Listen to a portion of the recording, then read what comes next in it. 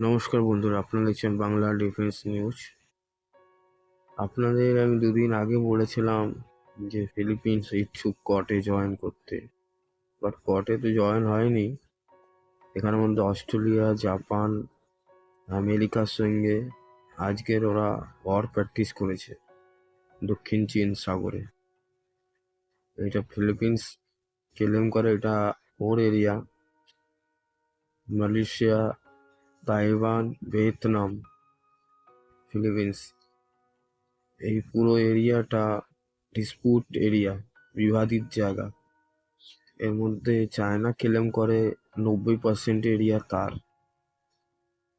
কিন্তু আজকে 4 দেশ মিলে এখানে যুদ্ধ অভ্যেস করেছে, ওয়ার প্র্যাকটিস করেছে। আর ওরা 4 দেশ মিলে জয়েন্ট ডিক্লারেশন ফর্ম জারি করেছে, যেটার মধ্যে ওরা বলেছে যে ওপেন এন্ড প্যাসিফিক, এখানের মধ্যে কোনো দেশের দাদাগিরি চলবে না। এখানে সবসময় চায়না এসে ফিলিপিন্সের জাহাজের উপরে ওয়াটার ক্যান দিয়ে হামলা করে। 2-3 দিন আগে ফিলিপিন্সের রাষ্ট্রপতি আমেরিকায় গেছিল, কারণ আমেরিকা আর ফিলিপিন্সের মধ্যে একটা ট্রিটি এগ্রিমেন্ট আছে। ফিলিপিন্সের উপরে যদি কোনো দেশ যদি হামলা করে, তার জবাব দেওয়ার জন্য আমেরিকা আসবে। সেই ট্রিটিকে আপডেট করার জন্য ফিলিপিন্সের রাষ্ট্রপতি গেছিল ওখানে, যে জলের মধ্যে যে আমার জাহাজের উপরে হামলা হয় সেটা কিভাবে পরিবেশন করবে।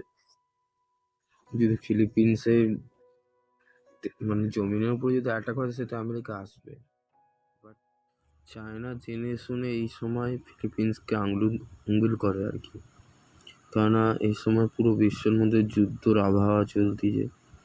ওদিকে ইসরায়েল হামাসের যুদ্ধ দিয়ে রাশিয়া ইউক্রেন, আমেরিকা তো এইসব জায়গায় বিজি আছে।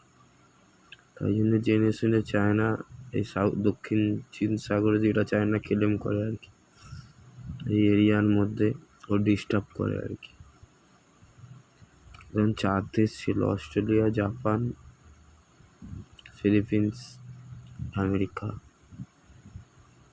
4 দেশ মিলে একদিনের জন্য প্র্যাকটিস করলো, ওয়ার প্র্যাকটিস। এই ভিডিও